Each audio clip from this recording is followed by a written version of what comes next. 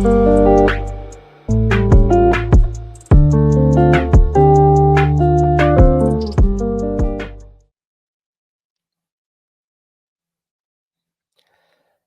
งค่าพี่น้องผู้ถมยินเสียงได้ตีนับยำกุเจ้ากูปาแก้มเด็กตั้งสายลมอีกบาดังขาวลงแรงเบิ้งไหลมาโหบทบโหบยากันกว่าแทงวันหนึ่งค่ะย้อนหาตั้งหักเมตตาตั้งนิมใจตั้งโจมเสือมวนเปียวตีลูกตีเถาละพระเป็นเจ้าเขาขามาแต่อยู่ในหัวใจเขาขากว่าหังเผอหังมันสิกรรมค่ะมีพี่น้องก็ใกล้ๆถามค่ะนะว่ากำพาโลกะจะเกี่ยววันละมนุษย์สัตวะเคืองเปิงกามีเนี่ยผีอุเปิงห้าพระอุเปิงในคันนะหวังก็ว่าผีดังพระก็เป็นอันเดียวกันอ้ามจ้าเนี่ยเพราะเป็นผีได้มันเมือกคุณผีคุณสงฆ์ในนั้นเนี่ยเพราะเป็นพระได้เป็นพระที่หมดจังข่าวสารมีดังหักเมตตาเขาหูว่ากำพาโลกะจะเกี่ยววันละมนุษย์สัตวะเคืองเปิงกามีเผอเป็นผู้อุเปิง เพราะว่าพระเป็นเจ้าอุปเปิงก็เปิดสังรองดังให้ดังเมือกซ้ำปอปอกเป็นมาหลายเพราะว่าคุณที่คุณสร้างอุปเปิงก็เป็นสังมันเฮ็ดให้กำพาลงในรู้แล้วกว่านะณวันมื้อนี้เฮาก็ได้สืบเห็นกว่าซ้อมกันซึ่งจึงวันเมืองเมดีบาชาดีอุปเปิงพ้องงำ1ปาก27ซึ่งจึงวันเมืองที่เจ้าเองตรียาดอกบ่มาถึงอียิปต์แล้วก็อิหร่านและกะปานในกันเนาะ ณวันมื้อนี้เราก็ได้ไล่เห็นมีอยู่5รองรองที่1เป็นรองของตั้งอันฮามานคนในเฮือนในเยมันและอีกบาดาคนที่อยู่ในมุกในจุมันนี่ค่ะแหละปากันแต้วหมักแต้วรองที่2นั่นก็ฮามานกวาดตึงเจ้ามุนใหญ่ขุนหอกค้ำปุนดาเดวางแผนการแฮมแบตกวนมิวอิศิลาหังมันม่วยครับ รองที่3นั่นก็จะมุนยาคุณอคัมอาบอานาปันดีคุณซึกหามานรองที่4เขาก็ออกความสั่งคณะโบงอามิงแต้มลิกสูงกว่ากูเมืองครับรองที่5ก็เป็นรองของหมอตะแก้ครับมีตั้งเศร้าใจมองใจและมีตั้งเจ็บใจในที่ว่าในค่ะแหละพี่น้องค่ะเขาเข้ามาโดยรองที่1อ่อนตั้งค่ะนะ ค่ะพี่น้องค่ะเลยตัวหันในปุ่งหางในอ่อนตังซ้ำขึ้นอีกหนึ่งค่ะวายเสเอสตาเขากว่าจูจามุนยาคุณโอคัมคุณโอคัมปิงโปจานะตั้งหางหลีตั้งอันดีหักหลีแป้งของเขาแล้วก็ต่างเขาหากเป็นมเหสีเป็นนางหอกคำหลวงนะคุณโอคัมมีเมียน้อยทั้งหลายก็เขาแล้วก็มีหอเจิงนางแทงหอหนึ่งครับ หอเจิ้งนางที่1เนี่ยเป็นนางหญิงสาวกัญญาเจติมาแม่ตู่แม่คิง1ปีวายเสียนั้นก็มานอนจอมเจ้ามุนยาคุณหอค้ำย่อก็เลยค่ายกว่าที่หอเจิ้งนางที่2บ่ย่อที่หอเจิ้งนางที่2ในคณะก็ได้มีคนก้อนหนึ่งที่ลุมลาเจิ้งนางเจ้ามุนยาคุณหอค้ำมีน้อยนะครับแหละบ่ย่อก็เป็นคนมักคันว่าวันไหนนะสู่ลูกเขากว่าวันไหนก็ในลูกเขากว่าจู้เจ้ามุนยาคุณหอค้ำ วันไหนก็ในลูกเขากว่านอนจอมจามุนอย่าคุณออกคำในคันเนาะก็บ่จังนั้นคุณออกคำมีเมในคันนะนับโห10โหปากมันก็ว่าหลายคันเนาะกุยก็มีมเหสีก็เหลียววายเสเขาต่างเอสตาเป็นมเหสีแล้วก็แต่ป้อยปางป้อยอย่าปางป้อยหลงปุณดาริปันมุนสิเลเอสตาแล้วก็ปันของผักหลักสองที่ก้นดังหลายคันเนาะอีกปาดังต่างอัน เก็บขอนนะครับแหละต่างซึ่งจึงวันเมืองค่ะนะดับหลุมาสว่างขอนนักเขาตั้ง1ปีมันเป็นตั้งอันปันมุนสิเลนางหอคำเอสตาค่ะวายเสนั่นหมดตะเกค่ะที่เป็นปอเก็บของเอสตาค่ะนะเขาขาเลยฮู้ว่าเขาเป็นก็ดีมีอสร้างอาตานภายการเมืองค่ะเขานั่งอยู่ที่พักตูเมืองค่ะนะพักตูเมืองนั่นเป็นที่4อย่างตะลาเขาลองในก็เขาคันไลลัดกว่ามือไหว้เอาคันนะว่า เขาเลยอยู่หน้าสร้างด้านในก็เปือนำกระตั้งแขนเขาห้ามนั่นก็เบือเอสตาย้อนที่เจ้ามุนยาคุณอคำหาต่างเขาในก็มีไผฮู้วายเสนั่นหมดเกเลยยิน2ก็วางแผนการบุญดาดีแฮมเจ้ามุนยาคุณอคำตายมือหมดเกกว่าลาดนี้เอสตาก็ขึ้นลาดนี้เจ้ามุนยาคุณอคำวายเสนั่นเขาก็มาสืบ2เจ้าเต้นะมือฮู้ว่ามันเป็นรองเต้เนี่ยก็คน2ก็เนี่ยก็เลยข้ามตั้งอันแฮมตายคันเนาะ कोई काली आम नाटी नाय खाना मोटा गेम ले आप सू खा समता मन कुनो खम तेปันสู้เขากุยกาตีไหนคะเหมือนเจิงไรขามดังอันล้อกาในลืมแปดหมดเกไหนคะนะวายเสนั่นเจ้ามุนอยากคุณอข้ามซ้ำกว่าต่างก้นแทงก้นหนึ่งหามานค่ะนะเขาเป็นก็ติดตามเจ้ามุนอยากคุณอคำบอกว่าสูงหรือเสมูมาพ่องเมืองกูก็ที่ในหามานเป็นก็ที่มีอาณาเยอะแท้ๆมันปันมุนสเลนะตูเจ้าก็มันเปิงโปตูเจ้าก็ว่าขาเนี่ยนะ กูสัมกูเปิงตีคาคาไลนะสึงจึงวันเมืองเนี่ยคาไลตั้งเสียงอาณามุนสเลตั้งมักมีดีเป็นตั้งออกเมียมันเป็นปอใจแต่บอกว่ากุยกาซ้อมหลังที่จะมุนอยากคุณเอาคำบอกมีมูมัดพองเมืองก็ยาวคนวันคนเมืองก็ยาวค่ะที่เล็บปันมุนสเลมือหันหามานอำว่าขี่ม้าอำว่าไปตั้งมาเนี่ยโกนกูก็ที่ไรกลมหูขาละว่ามันเหมือนเจิงอยู่สิกูย้ำอยู่สิเลมาดเขาค่ะนะกุ้ยกะหวังก็เปิ้นฮ้องว่าเป็นคนที่เกียกเลแข้งเลขาเนี่ยค่ะนะมันจะโกมหูหลายๆค่ะหวังก็นะคูบเข้าโรงค่ะแล้วก็ปากันไว้เหมือนเจิงเป็นเจ้าพระป่าหนึ่งนั่นแหละที่นั่นค่ะหมดตะเกเนี่ยไว้ค่ะ 官当来個談啊，個本身乜唔為，就門日คุณคำปงก็มีว่าเฮาเฮ็ดอยู่สี่เหลี่ยมัดคุณซึกหามานะก็เปิดสังมันคุบเขาลงไว้มันลาดว่าจังก็ก็เปิดขับเป็นคนเมียวจูอะหนึ่งคนเมียวจูเนี่ยนะเต็มเฮ็ดวัดกู้กวยพระต่างสู่ต่างป้าหรือเสพระเป็นเจ้าข้าเต็มไว้ก็ที่เป็นยานสู่ของพระเป็นเจ้ามันบอกว่าก้นอามาแลกค่ะนะ เป็นยันสู่ของพระเป็นเจ้าป้าเสพระเป็นเจ้าป้ากวนมิวอิสิระออกเมืองอีกิปมาคันเนาะกุยกาดีในมิเสียเจ้าหวังป้าก็ว่าหามานเนี่ยมันน่าจะเป็นโกนที่อยู่นะเจ้าจะเจ้าคืออามาแลกเนี่ยอันนี้ก็ลีป้าเจ้าอยู่คันนะกุยกาที่เขาเลยยินมากำหนำในก็เดลาดว่าหามานเนี่ยเป็นก็ที่สืบซื่อหือเงินใครโกนอามาแลก ที่พระเป็นเจ้ากินว่าอย่าให้มีนะกำผาโลกาเนี่ยนะวันเมื่อไหร่มีค่ะคนอำมาแลกค่ะนะมีจื่อหลายๆภาษาความลัดโกนมันก็มีเอาค่ะนะในเกาหลีป้าจ๋าค่ะเอาค่ะหลุไหลเฮียนฮู้แทงค่ะเนาะที่ไหนค่ะหามานเจอล้ำไส้กามโตซาออกแต่ว่าค่ะนะมันมีอันน่ะอยู่ในมือครับว่ามันได้แหมคนที่อยู่ในสร้างตันแต้มเหมือนซึ่งหมดตะเกเนี่ยกำก็ยาวค่ะนะกุ้ยกำเจ้าซึ่งนั้นค่ะก็เป็นก็ที่มีมุนสเลเนี่ยก็แหมหมดตะเกตายก็เหลียวเนี่ย มันน่ะมันกึ่งถึกกึ่งตานตั้งมนต์เสลดที่เขามีอยู่นั่นน่ะก็บ่จั่งใดก็ได้แหมแปดโกนดังจื้อจัดเจ้าคืนนั่นแหล้วฮัลโหลพี่น้องเฮาค่ะ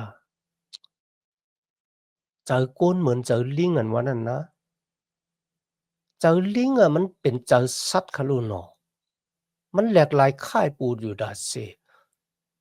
ฮัลโหลมันเหมือนจั่งว่าจาดานมานัดอุบทิ้งนะโอ้โฮเจอมันก็เบิ่มคนยกยุ่มเจอว่ามีล้าน2ล้านเขาโลนกะปานั้นว่ามี14ล้าน15ล้านค่ะนะ พี่น้อง现在对เขาคุณเอาคำสวยลู่เนี่ยอุเปิงพองาม1ปาก27สึงจึงวานเมืองพี่น้องด้วยเขา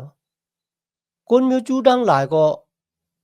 พงพางเซนซานกว่าอยู่กูสึงจึงวานเมืองค่ะนะเต็มเจกวยน่ะว่าเขาก็ได้กว่าอยู่น้ำแต่ว่าที่ไหนค่ะคนนะเฮือนนะเยมันแหโอ้ยก็โอ้ยเสมันค่ะนะป้ากันมาแตวหมักแตว พี่น้องค่ะคนน่ะกลับปานนั้นน่ะเพราะว่าเขาได้แต่หน้าเฮือนเนี่ยก็เขาก็ได้แต่มักแต้ว แต่เป็นวันที่กะหือเรือนกะหือนะปีละให้ไหนคะนะติเฮ็ดไร่เฮ็ดนาดีกว่ากล้ากว่าขายหาแหน่คะเนาะติเฮ็ดเฮือนเฮ็ดเยเนี่ยติเฮ็ดหางเฮ็ดหอเนี่ยก็ติเตี่ยวมักเตี่ยวที่นั่นก็เหมือนกันว่าติแหมกวนเมียวจูหึม่วยเนี่ยนะติเอาวันที่กะหือเรือนกะหือปีกะหือเนี่ยพี่น้องค่ะเขาเตี่ยวมักเตี่ยวเนี่ยมันออกมาวันที่13เดือน12คะนะอาพี่น้อง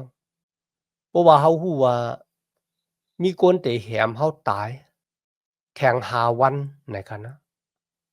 ข่าวว่าวันที่1โดบ่ถึงวันที่5เนี่ยแหละเขาถึงได้เจอไหม้อันนั้นเนี่ยข่าวทั้ง12เดือนเนี่ยค่ะอยู่ว่าคนมีอิสระถึงได้เจอไหม้คะนะว่าสิมันเตี่ยวมักเตี่ยวไรวันไรเดือนไรปีเอาคะนะในวันนั้นน่ะมันเข้ากว่าจู้เจ้ามุนยากุนอคำหาพี่น้องมีไว้ในเอสตาคาน3ข้อที่8ข้อที่9ครับ มันกว่าจู้จอมุนอย่าคุณอคำมันลาดว่าจังไหนครับมื้อนั้นหามานเล่าลาดที่คุณอคำเลยว่ามีคนเมียวหนึ่งอันอยู่จอดโตกูตีกูแลนกว่ากันนั้นสึงจึงวานเมืองเจ้ากูสึงกูเมือง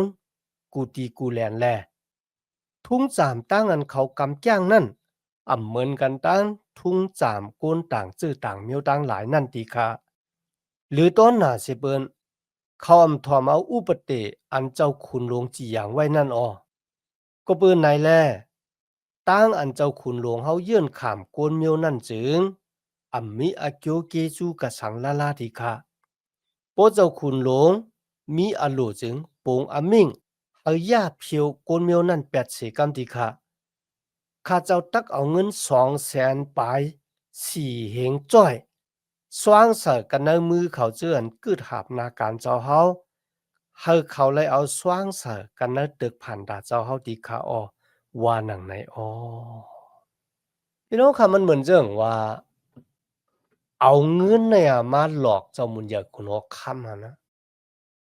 ที่นี่คุณหอค่ำก็หยุ่มเขาอ่ะเฮ็ดให้เขาคุกจะได้ปุ่มใต้เอาคากันเนาะ คุณโอค้ำกำนำเนี่ยเนาะปุ่มใต้เฮาคันเนี่ยจะเป็นก้นเงือนะก้นผานน่ะซ้ำจะเป็นก้นลักแหลมให้แน่ก้อยก็คนต่างเจ้าคือได้คำหัวปุ่มเขาลัดจึงหนังติดเนี่ยพี่น้องค่ะคุณโอค้ำอาจสวยลู่เนี่ยอ่อนดังนั้นมันเอาสิ่งจึงมันเมืองติดตกอยู่เด้อตั้งอุเปิงมันเนี่ยมันค้านลุกซึกมาโยกับป้ากันกวาดตึกสิ่งจึงวันเมืองกลิกที่นั่นคนตายเป็นล้าน2ล้านค่ะนะพี่น้อง cuối cảมันน่ะเหมือนเจิ่งว่ามันน่ะตื้อจ๋อมันค่ะcuối cả ลองหนึ่งnó đang quạt tức sức quạt tức ซึ่งวันเมืองกรีกที่มันตกซุมเนี่ยค่ะนะมันจะตกซุมอาสากลกันนั่นเว้ยตกซุมเงินคำnó đang ănจ่ายปะ nó đang ăn เลี้ยงดูลูกซึก nó đang กินดังย่ำกันเนาะมันบ่ได้เป็นลากหนักซึ่งไหนปะก็เพราะฉะนั้นมือหามานมาลาดว่าเนี่ยคนชื่อสัตว์เจ้าคือเนี่ยนะ อยู่กว่าพวกเจ้พวกสอนนะสึงจึงวันเมืองจะเฮาคันได้ลือซินั่นนำกะ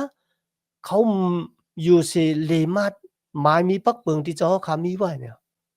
คนจังได๋มันเป็นอาเกียวต่อจะเฮาบ่ว่าเขาอาศักลิบอยู่ก็บ่จังได๋พวกจะเฮาคาแหมเขาตายบ่น่ะจังข้าได้เอาเงิน200,000ปลาย4เฮงจ้อยพี่น้องหามันมีค่ะนะ200,000ปลาย4เฮงจ้อยเนี่ยมันเป็นตังอัน3ปุนเนาะ2ปุน ที่เป็นเงินที่เก็บขอน1ปาก27ซึ่งวันเมืองมาลัยอะ2ปูนและ3ปูนของเงินที่ไล่1ปี1ปอกเนี่ยค่ะนะเลอ200,000ปลายเนี่ยมันบ่ง่ายก็เพราะจังได๋ที่มันลัดจังได๋เนี่ยมันป้อว่าเพราะว่าเจ้าค่ะมีอะโล呀票妹别管这杂糟去呢บ่น่ะจึงมาได้เป็นตึกสนให้นะโคของเงินคำ กามีดังเสียงดังหลวงเขาได้หุบซิมเอาเงินนั้นมาแล้วก็สว่างเสอนะตึกผ่านตาของเจ้าค่ะปุณตาเจ้าได้เจ้าตื้อสูงตื้อกว่านั่นอาการของเจ้านางว่ามันเฮ็ดให้คุณเอาคำอาสวยลู่เนี่ยจากตอดอะเลี้ยวเฮ็ดเขาตึกซึกปอกนั่นน่ะเขาตกซุมเงินนำหนาในคันเนาะโกยกะบอกแน่ เพราะว่าแหมก้นจื้อจัดเจ้าคือในตายบ่น่ะจึงย่ารู้ย่าแล้วเฮามันม่วยหั่นนะมาเลยก็กำนั้นเฮาหุบสิเหมาคู่ของเงินคำกามีมาเป็นของเฮาน่ะมันติไหลหนำจ้าในคันเนาะความใต้เฮาคำมีไว้ว่าตาลำหันเงินเผือกตาเหลือกหันเงินซ่าในคันนะมันจะนั่งยิงกุ้ยค่ะอันนี้เป็นขุนหอคำกันนะพวกนั้นได้จ้าเฮ็ดเนี่ยพี่น้องค่ะมื้อละยินความกำในเจ้ามุนเหยียขุนหอคำพร้อมกำเหลียวเขามันนำไรไม่จ๋ามันนำไรเอหลูอาสาของโกนดินนับอ่านโหล้านๆก็ในคันนะแล้วก็เลยถามให้อีกว่าโกนจื้อจัดเจ้าคือเนี่ยเป็นจื้อจัดเจ้าคือเหรออันนั้นมันเป็นจื้อจัดเจ้าคือโกนมิวจูค่ะรุ่นนะ หามานก็ไม่ไลลาดกุโนคำก็ไม่ไลถามเขาลูกพื้นจังหือเขาเฮ็ดพิษหมายมีปักเปิงเขาจังหนังหือเขายามเฮ็ดร้องไห้ร้องมึกตีเหลือมาเย้าพองพี่น้องถามหังสิข้อสิกรรมค่ะนะหรือสินั้นกะค่ะหามานว่ะคุณหอคำสวยรั่วฮู้ค่ะนะว่านางเอสตาเนี่ยเป็นคนมิวจูเนี่ยเขาฮู้ร้องในเอ็ดอะโลพี่น้องค่ะเป็นสังอันนั้นค่ะว่าโกนเฮาค่ะ แทบตัดสินใจกว่าโดยทางที่ตัวเจ้าก็บ่รู้ว่าลองนั้นมันผิดแท้หามันถูกแท้นะวายเสียนั่นหั้นนะคุณหมอค่ำก็ถอดมองกุยมันออกหั้นเนาะมองกุยเนี่ยมันเป็นเหมือนจั่งหนังตัดสิกหั้นนะเป็นจุ้มปดเต็กลงกว่าไหนคะนะหมายมีปักเบิงที่ออกมานั่นน่ะเต็กแกลิดก็บ่ไรคะเต็กเถียงแบดก็บ่ไรคะนะมีก็ละขึ้นหลายเอาค่ะก็เป็นจั่งหนังไหนคะเมื่อเจ้ามุนยาคุณหมอค่ำสวยรูปปั่นมองกุยที่หามาน 하만 거 짜 떼그런 거 안에 벤 아나 저 문제 구노 감 가나 하햄 곤 묘주 하야 뭐에 뱃 요거 흡시 마 고 광은 감 왕 가 디나 해 증 가라 보내 증 뭐 저 문제 구노 감 포함 요 가 하마나 하 곤 디벤 뜰레 가노อาลาคาถังว่าการงานเขาได้สุกสักยะหนึ่งปากเช้าจิตเมืองเนี่ยภาษาความรัดก็เหมือนกันลิกไล่ปลายเปก็เหมือนกันครับลูก เขารู้เลยมาเปลี่ยนมาแต้มเฮียปุโยก็ส่งผู้ส่งข่าวออกกว่าขี่มากกว่าตั้งตุกตั้งออกตั้งเตาตั้งเหนือกันเนาะตั้งห้องตั้งจานกันนะในวันที่13เดือน12ในปีไหนกันนะให้กูสึงจึงวันเมืองเมแฮนไว้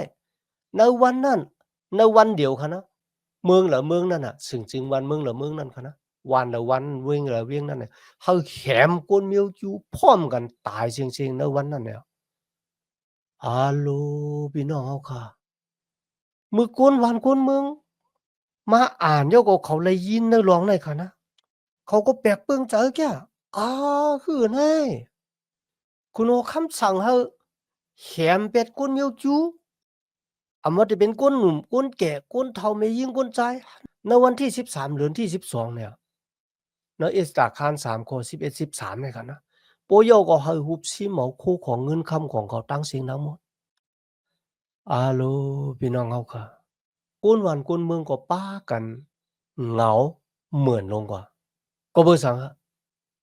ก้นเมียวจุ้มยามลูกพื้นเจ้ามุนยากุนอคำในเมืองเมดิบาชาในเมืองป่าปุลุนก้นเมียวจุ้มยามแหมก้นตายยามเฮ็ดร้องไห้ร้องเมือกปอปอกเป็นมาในเมืองไหนอยู่ๆกุนอคำจำสั่งว่าเฮาแหมแบดเฮามันม่วยคุบสิเมาโคของเงินคำของเขาอย่าเฮาหรือสิโก้เนี่ย พี่น้องเขาค่ะกูนหวานกูนเมืองก็ป้ากันแปลกเปิงเจอเนื้อร้องในแท้ๆค่ะนะก็เบิ่งสังขลาบ่เนี่ยจังเขาว่าก็บอกว่ากวนมิวจูเนี่ยมันมีพิงแงทุงจามที่แปลกเปิงกันดังเฮาปุ่นตากวนหวานกวนเมืองค่ะนะพิงแงทุงจามแปลกเปิงกันภาษาแปลกเปิงกันเสียตาก็เขาใครแหมกวนมิวอิศิลาตายค่ะกวนมิวอิศิลาเลยข้ามดังอันตึกตอบ่ตันหน้าอะหน้าเลยสิกวนกูเจ้าคือค่ะนะในศึกปืนเนี่ยนะ เมื่ออยู่ในเมืองอียิปต์คุณเอาคำผ่าโลกแต่ย่ามวยแบบเนาะวายเสียนั่นกวัดตกเป็นขี้คานในเมืองป่าปุลุนที่ในหามานก็ตีแหมแทงกันนะอามาได้เป็นกัปตันของ ซีเรียก็เหมือนกันมาถึงกัปตันของโรม่าก็เหมือนกันครับนะว่าจะเป็นเมืองสเปนว่ะหรือฉะนั้นก็ซื้อกำผาปอกที่2อัตราพิเลอร์ของเยอรมันแถมคนมิวอิซิลาตาย6ล้านก็ค่ะก็เปิดสังใครคนปากันจังคนมิวจูบ่ตันนายบ่เนี่ยจังก็เปิดว่าพระเป็นเจ้าเลือกเก็บเขาเป็นก็ที่เอาจ้ามลิกเนี่ยมาลัดในเพเมียงปันก้นล็อกก็เปิดว่าเจ้าเกกชอดมากเกิดในสึงจึงวันเมืองของเขาสองรองสองตั้งได้ก้อยหนึ่งเป็นก็ที่เอาสมากย่ามลิกคอความของพระเป็นเจ้าปืนเพออกปันก้นล็อกสอง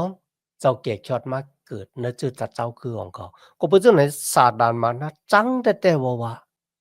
เขาเป็นคนที่เปิดทิ้งปิงหยับตราพระเป็นเจ้าค่ะนะอันให้พระเป็นเจ้าอาปันเขา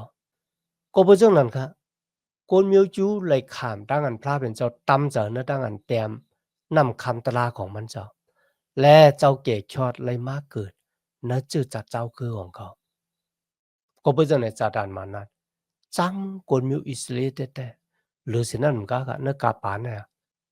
โกนดังกำผาโลกาตกอยู่แต่อาณาของจาดานมานาดในคะลูก โดยขาดในวันเหมือนไอ้คนหลายเจ้าคือปากันจังคนมิวอิซิล่ะจู่เจอเขาได้เขามันมวยแบบไหนเขาอันนี้เป็นแผนการของฮามาสนั่นก็พี่น้องเจ้าคืออาหรับเขากันนะซ้อมหนังเดียวคาเลยหันป่วยตึก6 วันกันนะพวกพี่น้องค่ะเคยด้วยนะ Six Day War เนี่ยพี่น้องค่ะเขาก็ด้วยใน YouTube ไล่เขาซ้อมหนังเดียวคาหู้คันนะหมายมีปักเปิงดีคุณเอาคำเมดีป้าชาออกมาในคันนะพี่น้องมันปูดลายแหลกลายเหมือนไรค่ะมีคนก็เหรอปูดลายแหลกลายค่ะนะซ้อมหนังดีเขาคาไลหันมือคุณเอาคำว่าแต่แค่นางหวาสติเขาป่นเสียตั้งกันเป็นมเหสีเจ้ามุนยาคุณเอาคำเนี่ยคุณเอาคำคุกจะไรมันกุ้ยกับมีวันครับปุ่นดาได้ขึ้นมาเกลีดเลยเหมือนกันค่ะที่ไหนค่ะนะพี่น้องค่ะในวันนั้นนะก้นส่งข่าวว่ากูสึงจึงวันเมืองอาโลพี่น้องพวกเขาเป็นคนมิวจูเนี่ยได้ปลายกว่าดีเลยนะเนื้อกำผาลงเนี่ยหนึ่งปากเช้าเจ็ดเมืองเนี่ยเมืองเหลือก็ฮู้กันดังเสียงน้ำมดเนี่ยได้ปลายกว่าเมืองเหลือครับมันเป็นตั้งตุกข่าหยาบผืดขานใจเต้ๆกำเนิดเขาขามาถึงคานที่สี่ครับมือหมดตะเกเลยยินเลยคู่ลองตั้งที่เจ้ามุนอยากคุณอคำออกมามีปักเปิงที่ได้ย่ามวยแบบคนมิวจูเนี่ยมันจะเรียกข้อขมมันสิกซื้อมันยก็เอาขี้เตาเนี่ยพุกใส่ในหูมันข้างขี่ข้างผ่านกว่าเนเวงหลงนั่นน่ะตัวบ่มากึดอยู่ที่หิมวางหอของเจ้ามุนยาคุณอคำที่ในคานั่งเอสตาค่ะนะหู้ลองในอีกค่ะนะว่าลองดังซึ่งเนี่ยลองดังดีหามานดังเจ้ามุนยาคุณอคำเนี่ยออกมามีปักเบิงจึงเนี่ยคำหู้ค่ะหมดตะเกจะเรียกข้อขมปากำคาวนายปากำคาวนาย ก็ปือขามกลมโหบันหามานแลไลเป้าตั้งตุกข่ามาตุกขอดแถวถึงก้นแล้วจื้อจัดเจ้าคือของข้าเนี่ยเขาจะเรียกข้อขมแต่ว่ากุ้ยกัดทุ่งจามของกนมิวจูค่ะนะเมื่อเขาเลยเฮ็ดพิษต่อพระเป็นเจ้าเนี่ยเขาได้สิกซื้อโคของเขาโปยอก็เอาขี้เตาเนี่ยพุกใส่ในหูมันเปียนี่ตั้งอันเขาเนี่ยช้าจะเต็มลงอะ